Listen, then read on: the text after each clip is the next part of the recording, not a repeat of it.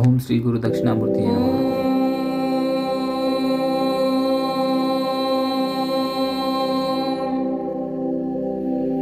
मौनं व्याख्या प्रकटित परब्रह्मतत्त्वं युवानम्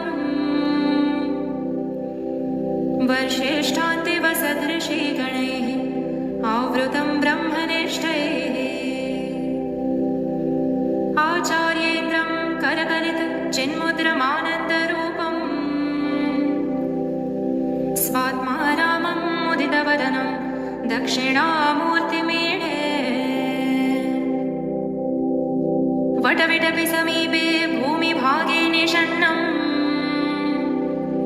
सकलमुनिजनानां ज्ञानदात् त्रिभुवनगुरुमीशं दक्षिणामूर्तिदेवम् जननमरणदुःखच्छेददक्षं नमामि।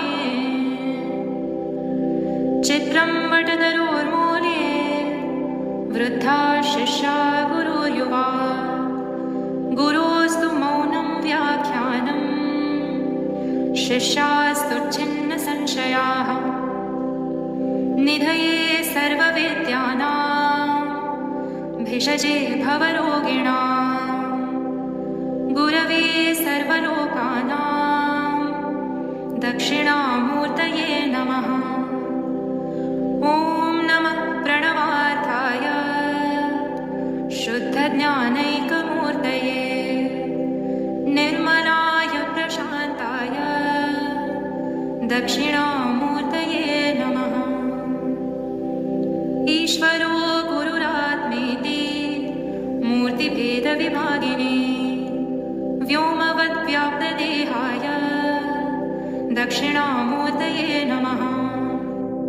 ॐ विश्वं दर्पणदृश्यमाननगरी तुल्यं निजान्तर्गतम् पश्यन्नात्मनि मायया बहिरिवोधूतं यथा निद्रया यः साक्षात् कुरुते प्रबोधसमये स्वात्मानमेवाद्वयम् तस्मै श्रीगुरुमूर्तये नम इदं श्रीदक्षिणामूर्तये तस्मै श्रीगुरुमूर्तये नम इदं श्रीदक्षिणामूर्तये बीजस्यान्तरिवाङ्कुरो जगदिदं प्राङ्निर्विकल्पं पुनः मायाकल्पितदेशकालकलना वैचित्र्यचित्रीकृतम् मायावीव विजृम्भयत्यपि महायोगी वयस्वेच्छया तस्मै श्रीगुरुमूर्तये नम इदं श्रीदक्षिणामूर्तये तस्मै श्रीगुरुमूर्तये नम इदं श्रीदक्षिणामूर्तये यस्यैव स्फुरणं सदात्मकमसत्कल्पार्थकं भासते साक्षात् तत्त्वमसीति वेदवचसा यो बोधयत्याश्रितान् यत् साक्षात्करणात् भवेन्न पुनरावृत्तिर्भवाम्भोनिधौ तस्मै श्रीगुरुमूर्तये नम इदं श्रीदक्षिणामूर्तये